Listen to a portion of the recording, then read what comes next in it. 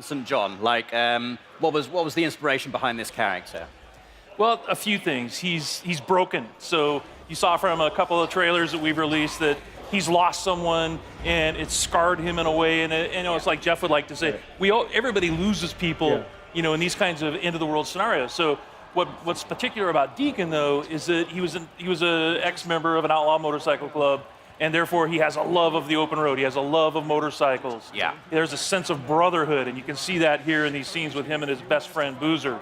And so it was that combination that really sort of drew us to this particular character. Right, we're going to continue to learn about him as you're playing the game, correct? About him and his backstory and why he is the way he is. I mean, the bike is very important, right, as well? Like, yeah, we almost consider the bike to be another character. yeah. Because you only get one, and you're constantly upgrading it. You're constantly trying to repair it. You need to keep it refueled, and if you lose it, you got to go find it, and you can't whistle for a new one. So You can't whistle. right, Like a horse. Yeah, the refueling mechanic is a huge game design choice. I really, really like that. Can you talk more about how important it's going to be able to find fuel? Sorry. So the refueling mechanic, and actually you have to find gas to keep your bike going. It's a mechanic we haven't really seen done to this extent before. Can you talk more about that and how it changes the gameplay? Well, like in this demo, one of the things that Jeff's taking the run and gun approach. So we like to call it sandbox combat. So basically what you can do is you can run and gun, you can stealth your way through, and your goal here is to get and find a bike part, right? So you're here actually for kind of a trivial reason. You've risked your friend's life to come and get a part for your bike. And so that shows a little bit about Deacon's character. But then as you watch Jeff play through this wide linear sequence, he can play it 100 different ways. And if you watch other people play, you'll see that, okay, they didn't take this route. They didn't stop and check the trunk of this police car. And those are kind of like our treasure chests throughout the world. So you're always on the lookout for those because that's how you're going to find ammo and health kits. And then you're seeing one of our stealth mechanics here. If you're quiet, if you crouch walk, and you walk up behind an enemy, then you have the opportunity for a stealth takedown. And what can you tell us about the Freakers? Because they're quite unique. I mean, we've seen, a fair few undead enemies in video games before. What makes the Freakers unique, and what was your decision-making behind making them the way they are? They're alive. They're alive. Yeah, they're not zombies, they're alive. And so that sounds trivial, but it's not, because it basically means we have a full day-night cycle in the game. Right. And they have things that they do. There's an ecosystem, and they have to eat, they have to drink, they have to hibernate. And so you will find them, like in this scenario, you'll see that there's some nests, and Freakers build nests for reasons you discover while you're playing the game. And then you can take those nest zones out in order to free up fast travel routes. So it becomes part of the metagame. But Freakers are evolving. They're living creatures who have been affected by this virus, and there's several different types. And some of our trailers you've seen, we've shown the Screamer, which is a female that can have sort of alarm system that will bring in more Freakers. Right. We have the infected bear, so it infects animals. In our last trailer, we showed mountain lion and the crows. Right, so you have so it's just it's a wide variety of challenges for the player. And like we said, the world comes for you, and that's part of it. Is that these creatures are always after you, and at night they're stronger. Yeah. If it starts raining, they become stronger. But I've seen in previous trailers Deacon actually utilizing the Freakers as a weapon against his enemy as well. So you can actually use them to your advantage as well as the environment itself. Yeah, absolutely. We call it the Freakosystem. So in this scenario, there's not a lot of chance for that, but if he were fighting Marauders or Rippers, then he could find a nearby swarm. It's an open world, so you can just explore. You can find other tools like a swarm or a freaker bear, and you can bring them into an enemy camp and watch the sort of mayhem that happens. I guess you've got to be careful though, you don't get kind of sucked into it. Yeah. I like this gun, you guys. So you have melee combat and you have gun combat. Can you talk about how you designed and balanced for both? It's like so many different scenarios require the player to determine how they want to play it.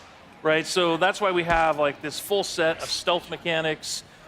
We have a full set of weapons that you can upgrade, and in order to do that, you have to go to the human encampment. So there's survivor encampments in the world, the only places in the world where it's safe, and you have to do jobs and missions with them in order to to earn trust. And then once you earn trust, the merchants there will sell you things. Ah, I like that. And then they, it's like, and if you want to upgrade your shotgun, or you want to upgrade, or you want to buy a silencer for it, then you have to have enough trust at that encampment in order to do that. Boozer, you there?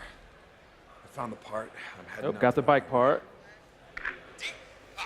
Rippers! Rippers! No, no, no! Ah! Oh. Ah, shit! He's So not this having is a the, good time. this is the inside of the Crazy Willie's truck stop, and that's one of the other things we wanted to point out is that full open world, but there's a lot of exploration in the game. All of the building interiors are accessible. There's no load times to get in and outside of a building or to go between regions. This is in the Belknap Wilderness, and the whole area is just completely explorable. And then these are the Rippers that I mentioned earlier. So these are one of the cults in the game. Tats are dead symbols of a dead man. Dead symbols of the lost. Get off me! Bitches! Biker man! You must be brought low, biker man. For you are lost, and we are found. Oh yeah, that's gonna hurt.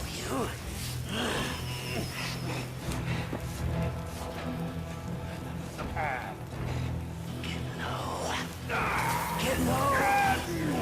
Low! So you can see they're not very friendly. No. You've talked about having freedom in terms of how you approach missions. So you can approach them stealthily. You can go in all guns blazing if you want to. What kind of freedom do you have in terms of the mission structure, in terms of the story? Can you do you get to make story choices in the game, or is it like sort of like a linear narrative path you're going to be taking? Yeah, there's several key places where you have to choose what Deacon is going to do in a key situation. So we released a bunch of footage last month, and if you watch carefully, you'll see that there's a moment where Deacon has the choice to take a man's life or to force Boozer to do it. Right. And that will have an impact on Boozer's morale. So your best friend, how he feels about you, how he feels about. So you tried doing sort of a stealthy approach, and now you're just going to go in with a shotgun and blow him away. Look at that headshot. Or baseball bat, that works. Yeah. Can you tell us anything about what has happened in the world? Why are we in this post-apocalyptic situation? Like, are you able to reveal like kind of what has happened, what has led to this transition? Yeah, it's one of those things that we really want the player to sort of learn as they go. So there are answers, Right. but you have to explore. There's a, we've introduced this group called NERO, which is our National Emergency Response Organization. They're out in the world. They have these MMUs that you're trying to break into in order to get medical supplies. They're part of the story. And, obviously Deacon has lost somebody. We saw that in a trailer. That's part of the story.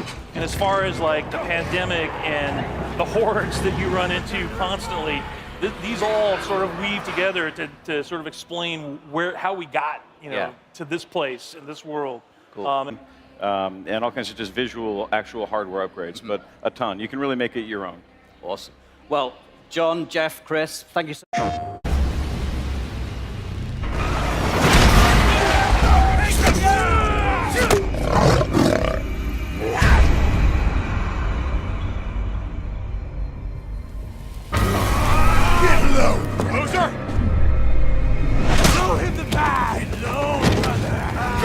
You or Boozer have a run-in with RIP the last couple of days? Why?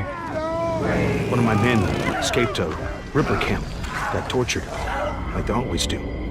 But this time they kept asking me if you knew about it. 2 bikers, 2 men. The Ripper called them mongrels. You ask me, you got a price on your head.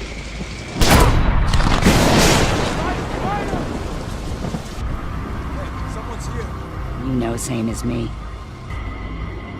Anything that happens here is far better than what's going on out there. Get off!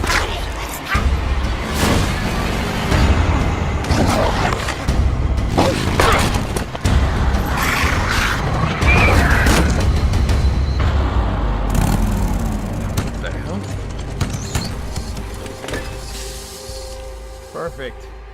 Just perfect.